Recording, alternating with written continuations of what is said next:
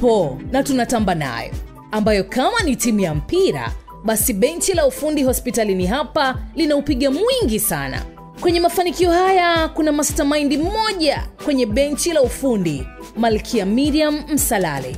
Naitwa Miriam Yusufu Msalale, ni katibu wa afya kwa profession, lakini mimi ndiye mkurugenzi wa utawala na usimamizi wa rasilimali watu hospitali ya rufaa ya Kanda Mbeya. Kwa hiyo niko hapa kwa miaka 11 sasa, toka 2014. Mwaka 2015 kwa mara ya kwanza Miriam alipoingia ofisini, aliguswa na ripoti za magonjwa ya figo na kuandaa mikakati ya kuboresha mifumo ya kitabibu na utawala.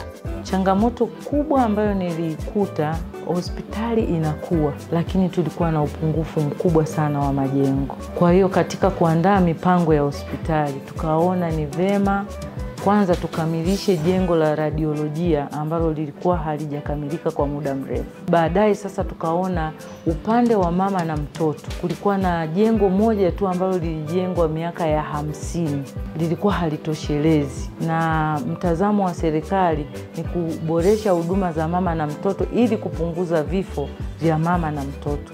Kwa hiyo tukaweka kwenye mipango yetu kupitia Wizara ya Afya kujenga jengo la mama na mtoto ambalo kwa sasa hivi limekamilika na limeanza kutumika. Kwa hiyo hilo lilikuwa linatunyima usingizi sana, kwa kuwa wakina mama walikuwa wanalala wawili kwenye kitanda kimoja. Vyumba vyetu vya upasuaji vilikuwa vichache.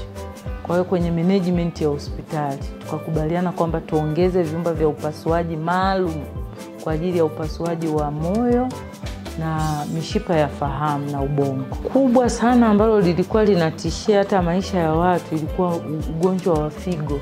Watu wengi walikuwa wanaenda kutibiwa, yani akitaka kusafishwa figo lazima aende labda Dar es Salaam au hospitali zingine kubwa.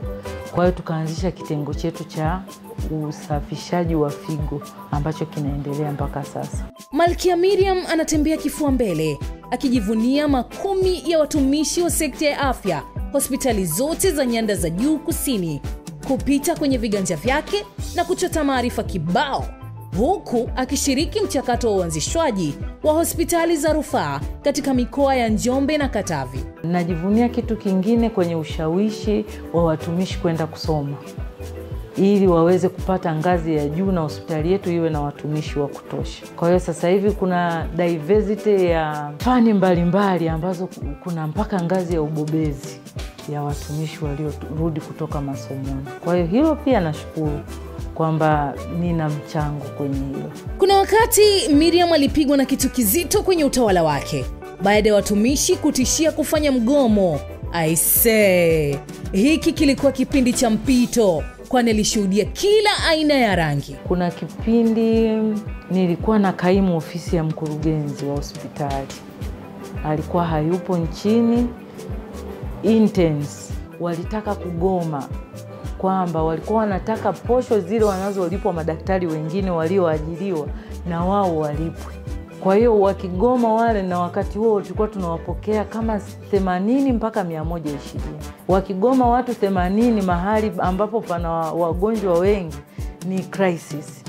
Kwa hiyo ile iliacha kovu kwangu, kwa sababu nilikuwa sijui navukaje, lakini kwa kutumia sheria, kanuni na taratibu tuliweza kuwaelekeza na wakaelewa. Asante Malafyale. Kiumbe huyu mmempa baraka za utumishi sekta ya umma, na sisi tunasema mwakata.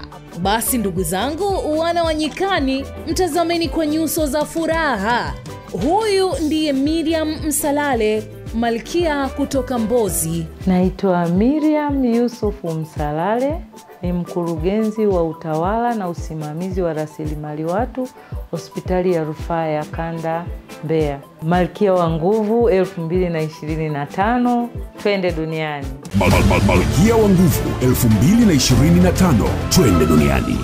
Ahlan wa sahlan. Ni hao.